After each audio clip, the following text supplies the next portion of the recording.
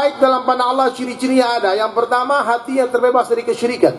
Dia tidak takut kepada siapapun, kepada apapun, kecuali kepada Allah. Dia tak pernah meminta kepada siapapun kecuali kepada Allah. Dan dia tak pernah berharap kepada siapapun kecuali kepada Allah. Semakin besar harapan kita kepada makhluk, maka semakin besarlah kekecewaan yang akan menghantam kehidupan kita. Maka berharaplah hanya kepada Allah. Yang kedua, orang baik dalam pandang Allah, kehidupannya 24 jam, ujung rambut sampai ujung kaki, bangun tidur sampai tidur lagi, dia hidupkan sunnah Nabi sallallahu alaihi wasallam. Allahumma shalli ala Muhammad. Yang ketiga, orang baik dalam pandang Allah, salatnya khusyuk wal khudu'. Laki-laki tertib berjamaah di tempat azan dikumandangkan, perempuan mesti di awal waktu. Ini ibu-ibu ini punya tamu bulanan. Kalau kalian semua menunda-nunda waktu sholat gara-gara sinetron, gara-gara masak, siap-siap tercatat dosa meninggalkan sholat dengan sengaja, karena tamu datangnya tiba-tiba. Subhanallah. Yang ketiga, yang keempat lagi ya. Yang keempat, orang baik dalam pandang Allah, dia haus akan ilmu, dia cinta kepada ulama, dia tak pernah menghina ulama. Hati-hati Pak, orang yang suka menghina ulama, jangan bermimpi anak jadi ulama. Ulama dagingnya beracun, tolong jangan pernah menghina ulama. Binasa kita Pak, apalagi memfitnah ulama. Cintai ulama. Sekurus-kurusnya ikan pasti ada dagingnya, segemuk-gemuknya ikan pasti ada tulangnya. Ambil dagingnya, buang tulangnya. Ambil yang baik, buang yang buruk. Ambil yang jernih, buang yang keruh. Begitu cara kita memandang ulama. Seperti Allah memandang hambanya. Seringkali Allah memandang hambanya gara-gara satu kebaikan hambanya, Allah hapus semua keburukan. Tapi kenapa kita jahat? Satu keburukan orang kita lihat, kita hapus semua kebaikannya. Apa kita Pak? Anjing Pak, dikasih makan satu kali, kemudian dilempar 9 kali, dia tetap ingat, ini pernah ngasih saya makan satu kali. Ini manusia pernah dikasih makan ribuan kali, disakiti satu kali, dia lupa yang 1000 kali. Dia ingat yang satu kali. Maka hadirin sekalian, kadangkala anjing pun bisa lebih baik dari manusia. Manusia ini kalau mati rusak imannya, rusak akhlaknya, lebih hina dari binatang. Kalau anjing mati habis masalah. Bahkan ada anjing yang masuk surga. Siapa? Kitmir, anjingnya Ashabul Kahfi, gara-gara ikut-ikutan orang saleh. Dia hirasah, orang saleh 7 orang pemuda masuk ke gua, dia tunggu di depan gua. Kitmir pun Allah masukkan ke surga. Kita bukan anjing, kita manusia. Ikutlah ulama, cintai ulama, jangan fitnah ulama, jangan gibah ulama. Insyaallah ya. Sayangi ulama Pak. Lihat ulama tuh makan nggak dia. Perhatikan kehidupan ulama. Kalau kita nggak memperhatikan, kita yang rugi, kita hilang berkah dari ilmu, dari harta kita. Subhanallah.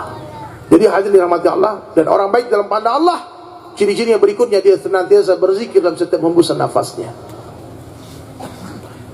Subhanallah walhamdulillah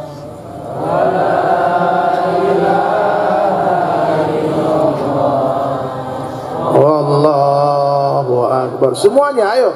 Subhanallah walhamdulillah wala ilaha illallah Allahu akbar. Subhanallah walhamdulillah wala ilaha illallah wallahu akbar.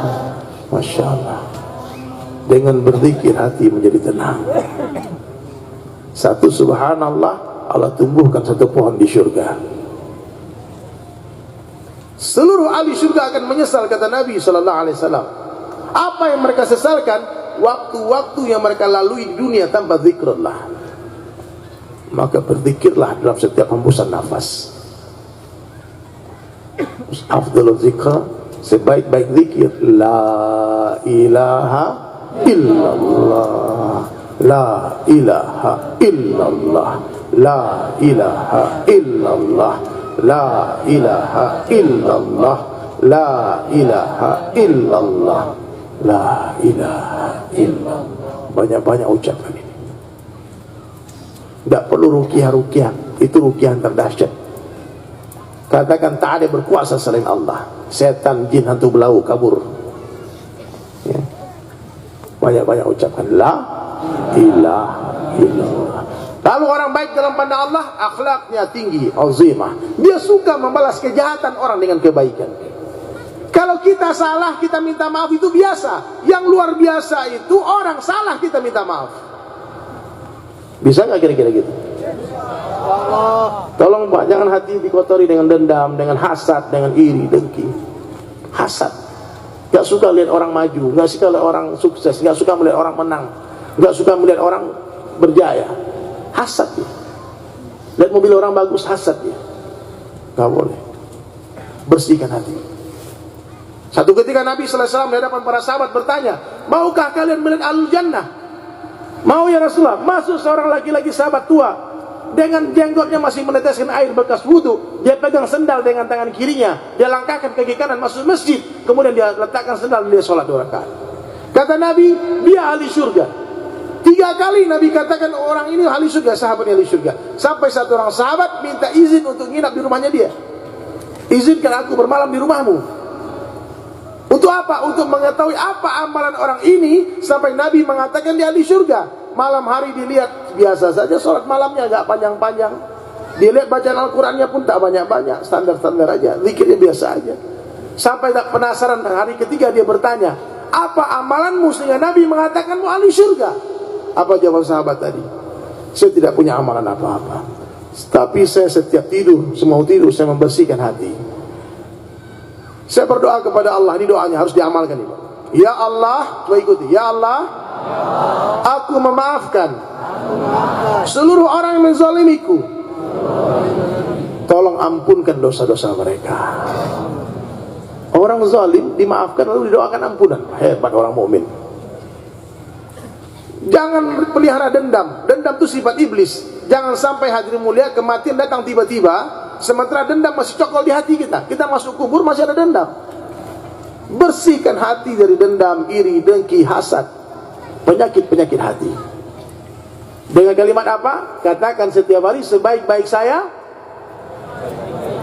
Udah lupa nih gimana pengajian. Sebaik-baik saya, lebih baik. Seburuk-buruk orang lain, lebih buruk saya. Letakkan diri di bawah rumput, tinggalkan perdebatan meskipun kita benar. Berdebat dengan orang-orang bodoh mengeraskan hati. Apa kata Imam Syafi'i rahmatullah alaih? Kalau aku berdebat dengan orang-orang bodoh, aku nggak pernah menang. Tapi kalau aku berdebat dengan orang-orang alim, aku nggak pernah kalah. Jadi kalau ada orang berdebat, Pak, dia yang menang, draw nggak mau, itu tanda bodohnya dia. Ya, tinggalkan. Ada orang kalau kita ajak ngomong agama, bukan iman yang naik, darah yang naik, Pak. Daripada berantem, antum tinggalkan saja. Ucap salam, tegur, katakan I love you, doakan dia. Sudah. Kemudian orang baik dalam pada Allah, dia ikhlas. Ikhlaslah puja amal. Ciri-ciri orang ikhlas, dipuji nggak senang hati, dibuli nggak sakit hati. Hebat kan? Dipuji nggak sombong, dibuli nggak sakit hati, biasa aja. Bagi dia penilaian manusia nggak penting, yang penting penilaian Allah. Apa artinya seluruh dunia memanjang kita, memuji kita, kau orang baik, kau orang saleh, tapi Allah katakan tidak, bagaimana? Ya, Pak, stoplah menilai-nilai orang. Di dunia ini bukan tempat, jadi kita bukan hakim, Pak. Yang berhak menghakimi hanya Allah saja.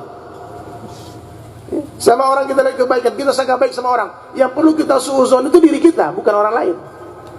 Sama orang sangka baik, dia pendosa, semalam dia bermaksiat. Hari ini kita ketemu, muliakan dia, jangan-jangan dia sudah bertobat semalam. Dan dia menangis. Kalau orang bertobat, bukan hanya ampunan yang akan dia dapatkan, tapi kecintaan Allah. Innallaha yuhibbu mutawwabina wa yuhibbu mutatahhirina. Allah mencintai orang-orang yang bertaubat dan mensucikan diri.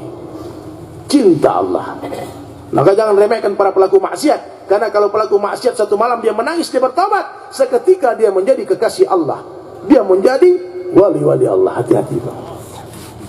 Jangan pernah menghina orang, siapapun dia. Yang terakhir hadirin sekalian, orang baik dalam pandang Allah, dia jadikan dakwah sebagai maksud hidupnya. Di mana saja kapan saja, jumpa siapa saja, dia selalu mengajak orang kepada Allah dengan penuh kelembutan dan kasih sayang. Di sini banyak ahli ibadah, saya tahu. Banyak ahli zikir, banyak yang sudah berangkat haji bolak-balik, banyak yang sudah pergi umrah ratusan kali, mungkin puluhan kali, nggak jelas. Tiap tahun ibadah haji banyak. Saya pernah ketemu orang sholat tahajud, sholat malam itu 250 rakaat dari isya sampai subuh. Ada yang sholat puasa Daud sudah bertahun-tahun, banyak. Tapi saya yakin di sini tak banyak dai-nya. Dai tak banyak, ada tapi tak banyak. Sayyidina Abu Bakar radhiyallahu anhu hari ini masuk Islam, esok hari langsung mensyahadatkan 9 orang. Coba berdiri sini Pak, siapa yang pernah mensyahadatkan 9 orang? Nah kan nggak banyak kan, nggak ada mana. Mana? Ini mesti pikir nih Pak, pikir nih Pak. Dakwah itu bukan mengajar tapi mengajak. Oh saya nggak ada ilmu. Mengajak bukan mengajar. Ibu-ibu bisa ngomong ayo nggak? Saya pengen dengar semuanya ayo. Ayo. Kurang keras. Ayo. Itu dakwah. Bapak-bapak sekarang ayo. Ayo. Ayo. Itu dakwah. Ajak ke ulama. Kalau dia bertanya hukum agama, suruh ulama jelaskan. Iya Pak ya. Tugas kita ngajak orang ke dokter. Sampai di rumah sakit, jangan ente yang suntik. Serahkan ahlinya, serahkan ulama, serahkan dokter yang operasi. Semua orang bisa mengajak orang ke dokter, betul nggak? Jadi bapak-bapak, para ulama, para ustadz jangan takut dengan dai-dai, dengan orang-orang mubalik, dengan tablik-tablik ini. Karena kerja mereka hanya mengajak umat kepada ulama. Ajak orang dari neraka ke pintu surga. Tugas ulama mendorong mereka masuk surga. Ya, atau kalau nggak tahu hukum akam jangan sok-sok berfatwa. Oh ini haram ini, oh sunnah, bid'ah ini. Kok dikasih tahu dalil? Sahih nggak? Nggak usah tanya-tanya itu, biar ulama yang menjelaskan. Salah ya? Kemana kita berdakwah? Amerika, Eropa, Rusia, Afrika. Saya terakhir ke Australia. Di Australia sudah banyak gereja yang dibeli sama umat Islam, jadikan masjid. Subhanallah, takbir. Saya pernah dakwah ke Cina. Di Cina itu ada kuburan sahabat Nabi, sahabat Rasulullah SAW, namanya Abu Waqqas radhiyallahu anhu. Saya tanya sama ulama-ulama di sana, ceritakan sama saya tentang Abu Waqqas ini, siapa orang ini? Ternyata dikatakan Rasulullah SAW sendiri yang mengirimkan rombongan dakwah dari Madinah ke Cina. Mereka berjalan kaki selama 6 tahun perjalanan sampai di Cina. Hari ini kalau kita mau ke Cina Pak, tidak sampai 6 jam sampai di Cina, naik pesawat. Tapi kita cinta dunia, sibuk dengan istri, sibuk dengan anak, sibuk dengan pekerjaan, dengan perniagaan yang kita khawatirkan kerugiannya. Pak, nih surah Taubah 24 dikatakan 8 perkara, qul in kana abaukum wa abnaukum wa ikhwanukum wa azwajukum ila akhir ayat. Buka nanti di rumah. 8 perkara yang menghalangi orang dari Allah, Rasulullah, dan perjuangan agama Allah. Hati-hati. Ya. Kita nggak boleh mencintai siapapun melebihi cinta kita kepada Allah. Kita mesti buktikan kepada Allah, ya Allah, aku mencintaimu ya Allah, melebihi siapapun, melebihi apa saja. Ketika di Makkah ada Sayyidina Abu Bakar, ada Sayyidina Umar bin Khattab, ada Sayyidina Uthman bin Affan, ada Sayyidina Ali bin Abi Thalib, ada semua sahabat-sahabat Asyara Mubasyirin ada di saat di Makkah. Tapi tak satu pun ayat Makkiyah yang berbunyi ya ayyuhalladzina amanu, nggak ada Pak. Kapan ayat itu turun? Ketika sahabat telah berhijrah dari Makkah ke Madinah. Mereka telah perlihatkan, buktikan kepada Allah, ya Allah, aku mencintaimu. Ya Rasulullah, aku mencintaimu melebihi kampungku, melebihi rumahku, melebihi istriku, melebihi anakku, melebihi siapapun juga. Sesampai di Madinah, baru Allah akui kecintaan mereka. Allah panggil dengan panggilan ya ayyuhalladzina amanu. Maka hari ini kita mesti belajar mencintai Allah melebihi segala-galanya. Berterus saja seorang suami di rumah akan merusak hubungan istrinya dengan Allah. Pak, sekali-sekali pergilah berdakwah. Ikut Pak Bupati. Tidak usah jauh-jauh, tidak usah lama-lama. 3 hari cukup. Kemana? Ke masjid. Ibu-ibu nggak usah marah, suami diajak ke masjid. Nanti kalau nggak diajak ke masjid, diajak ke diskotik sama orang, baru nangis-nangis. Pilih mana? Mau ke masjid apa ke diskotik? Ajak ke masjid. Singkong ini keras Pak, dibungkus 3 hari pakai daun pisang, kasih ragi jadi apa? Tape. Suami ibu kalau keras-keras hatinya, suka kasar, suruh 3 hari di masjid, pulang-pulang kayak tape dia, manis, lembut. Ayam dikurung 3 hari di kandangnya, nanti pasti rindu pulang ke kandangnya. Maka perlu nih Pak, seluruh orang Tojo Una-Una ini kalau bisa jangan mati dulu sebelum 3 hari di masjid. Betul, saya katakan kenapa? Karena hati ini mesti ada mu'allaq dengan masjid. Berlama-lamaan satu orang di masjid, maka Allah akan hubungkan hatinya dengan masjid. Rindu dia pulang ke masjid. Kalau ulama-ulama jangan ditanya lah, mereka sudah besar di masjid, hidup di masjid, dan mungkin mati mereka di masjid. Tapi umat orang-orang awam ini perlu kita fikirkan. Nggak bisa nafsi-nafsi Pak. Coba lihat tetangga kita, apakah dia sudah sholat di masjid apa belum? Fikirkan mereka, ajak mereka. Itulah dakwah. Kampung samping sebelah kita, Poso fikirkan, Parigi fikirkan, Kalimantan fikirkan, Jepang fikirkan. Saya tahu hari ini banyak sekali motor. Motor itu mereknya apa tuh? Yamaha, Honda, Suzuki. Kalau mobil ada Toyota. Bapak Ibu tahu nggak itu nama kota di Jepang? Jujur, bertahun-tahun kita pakai motor itu. Dengan motor itu kita ngantar anak sekolah, kita mencari nafkah. Dengan mobil itu pergi ke kantor. Pernah gak sekali saja sebelum kita menstarter itu kendaraan kita doa sama Allah, ya Allah beri hidayah orang Jepang? Pernah gak? Ya Allah hantar aku ke Jepang, aku mengenalkan Allah kepada orang Jepang. Pernah gak? Kita ini kadang-kadang egois. Kita punya kalimah yang berharga, la ilaha illallah, kita makan sendiri, kita pakai sendiri, kita nggak ada keberisauan kepada orang lain. Zalim kita. Orang meninggalkan dakwah ini zalim. Makanya Nabi Yunus alaihissalam ketika di dalam perut ikan, apa istighfarnya? La ilaha illa anta subhanaka inni kuntu minaz zalimin. Aku orang yang zalim. Semua siap kembali ke dakwah insyaallah? Yang mampu jauh-jauh silakan berangkat jauh-jauh. Bi amwalikum wa anfusikum. Jangan bikin proposal dulu ke Pak Bupati. Dakwah itu nggak boleh pakai duit orang. Mesti dengan harta dan dirimu sendiri. Nggak ada bayar-bayarin Pak. Tolong Pak, nggak ada anggaran untuk dai. Ini mau berangkat 4 bulan nih, 40 hari, minta bupati. Nggak boleh Pak. Semua kita mesti keluar dengan harta dan diri masing-masing. Makanya dai nggak boleh pemalas. Mesti punya ikhtiar masing-masing. Bekerja dengan berkeringat kita dapat harta, korbankan di jalan Allah. Orang kaya korbankan waktunya, karena harta bagi mereka sampah, nggak ada harganya. Orang miskin korbankan hartanya, karena bagi mereka waktu nggak ada harganya. Setahun pun dia mau asal dibayarin. Jangan 3 hari Ustaz, 10 tahun saya mau katanya, tapi dibayar. Paham Pak ya?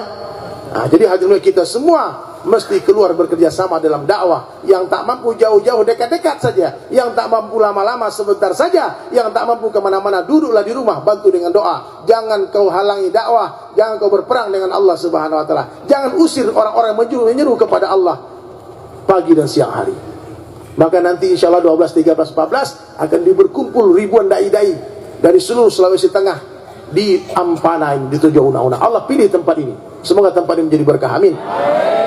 Dan yang terakhir hadirin semulia, sebelum kita berpisah, saya ingatkan, tak ada yang pasti di dunia kecuali yang namanya kematian. Betul nggak? Capres belum tentu jadi presiden. Maka nanti 2019 nggak usah ribut. Santai saja. Kalau pilihan kita menang, istighfar. Kalau pilihan kita kalah, sujud syukur langsung. Alhamdulillah, kita terbebas dari hisab. Jangan ribut Pak. Gaknya gara-gara ada yang begini, ribut. Tadi banyak yang begini. Nggak usah. Santai aja, ya. Jangan sampai putus silaturahmi kata Bupati. Santai aja. Kita boleh berpihak, silahkan. Niat kita Allah yang tahu, ya. Tapi kita nggak boleh bermusuhan. Jangan hanya gara-gara beda warna, beda pilihan kita putus semua bertemanan di WhatsApp, nggak mau temanan lagi.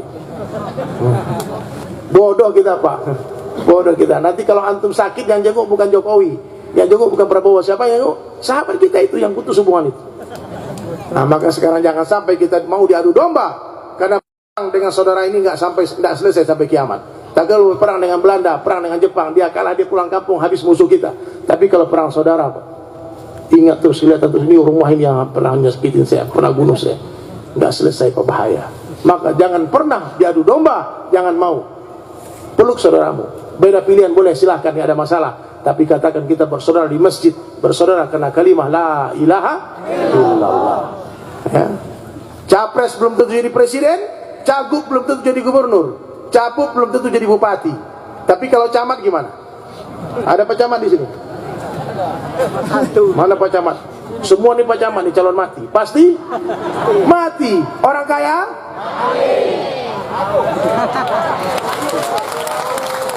Orang miskin, raja-raja, rakyat biasa. Itu kurang keras, yang di belakang gak ikut sholat. Pokoknya kalau saya bilang nanti orang kaya, semua teriak mati. Dengan suara yang terkeras berteriak. Yang gak ikut teriak mati duluan. Semua siap insyaallah? Orang kaya. Tunggu, kurang keras nih kayaknya nih. Kurang semangat. Yang di pojok sana gak ikut kayaknya. Yang di belakang gak ikut ya. Orang kaya, orang miskin, raja-raja, rakyat biasa, yang di belakang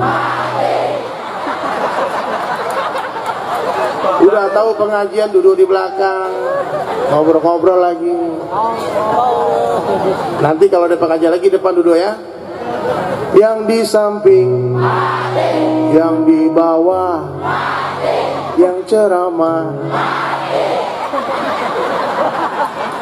Kalau yang di belakang ini gimana kira-kira? Saya sama orang-orang tua yang di belakang ini, feeling saya lebih duluan saya. Ya, itu feeling saya. Saya sama Bapak Bupati ini kayaknya lebih duluan saya pergi takziah kayaknya. Ikhlas Pak Bapak ya? Ayo semuanya kita bersenandung ya, yang hafal lagunya.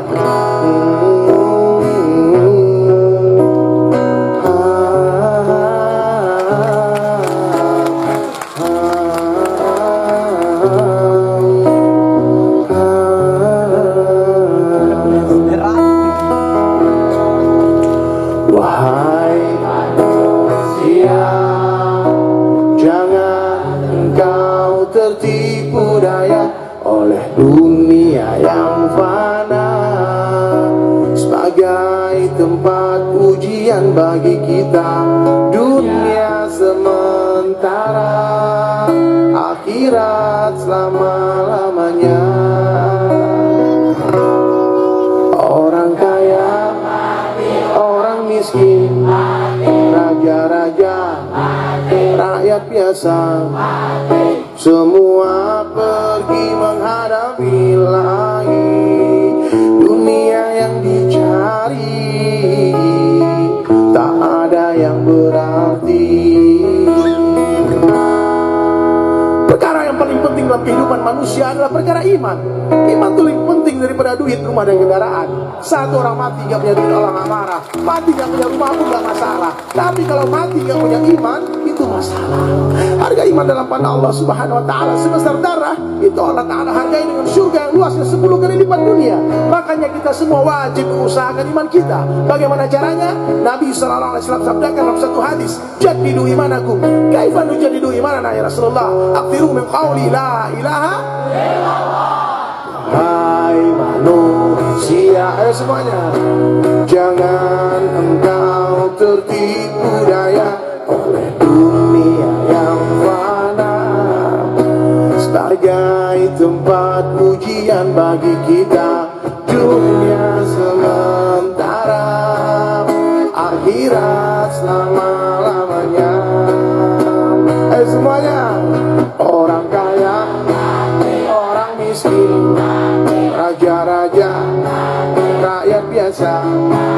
Orang kaya, orang miskin, raja-raja, rakyat biasa. Orang kaya mati, orang miskin mati, raja-raja mati, rakyat biasa mati. Semua menghadapi lahir. Dunia yang dicari tak ada yang berarti. Dunia yang dicari takkan dibawa mati. Baik, itu dari saya. Minta maaf kalau ada kekurangan. Masya Allah, tolong doakan saya istiqomah dalam dakwah. Dan tolong ingat 12, 13, 14 kita kumpul lagi di sini. Insya Allah. Hijab. Aduh. Gimana nih Pak Bupati? Kalian 3 lagu tadi, tambah lagi 1 lagu nih. Lagu istri soleh aja ya. Karena kebetulan Kebetulan saya jarang ditemani istri saya keliling-keliling ini, jarang banget. Tapi malam ini Allah hantar istri saya. Sebaik-baik laki-laki, kata Nabi, adalah orang yang paling baik kepada istrinya. Dan aku adalah orang yang paling baik kepada istriku. Maka bapak-bapak pulang ke rumah nanti tolong Pak, jangan panggil istri nama, panggil sayang, oke? Panggil istri babe, oke? Panggil istri darling. Kalau istri agak hitam, jangan panggil hitam, panggil coklat. Panggil istri strawberry, oke? Betul Bu ya? Rasulullah memanggil istri beliau, ya Humairah, hai yang pipi kemerah-merahan. Ada kakek-kakek Pak, habis keluar masturah, umur 80 tahun. Berapa umurnya? 80, istri umur 75. Pulang-pulang dari masjid bergandengan tangan seperti pengantin baru. Padahal udah 80 tahun. Pas ketemu teman di jalan, dia panggil istrinya, sayang, ini temanku. Kaget temannya, panggil sayang sama istri. Dia bilang, aku lupa namanya. Lupa nama istri. Sekian lama sudah kau ada di sisiku, temani setiap suka duka kita bersama. Tak pernah kau kerutkan wajah cantik walau terluka. Kau selalu ada untukku saat aku terjatuh. Alhamdulillah Allah telah berikan istri yang soleha. Semoga nanti kita terus bersama, dunia dan akhirat. Amin. Maafkanlah diriku yang sering meninggalkanmu. 3 hari, 40 hari, 4 bulan kau pergi mencari untuk bekal kita nanti. Alhamdulillah Allah telah berikan istri yang saleha. Semoga nanti kita terus bersama, dunia dan akhirat. Saya doakan semoga kalian yang sudah punya istri bersama sampai ke surga. Amin. Karena pernikahan di dalam Islam bukan sampai mati, tapi sampai menghadap Allah di surga nanti. Dan indahnya rumah tangga nanti terasa ketika kita sujud berdoa di hadapan Allah setelah menatap indahnya wajah Allah. Subhanallah wa bihamdi, subhanakallah wa bihamdika, asyhadu an la ilaha illa anta, astaghfiruka wa atubu ilaik. Assalamualaikum warahmatullahi wabarakatuh. Ya, terima kasih Ustadz dari Sulaiman atas ceramah.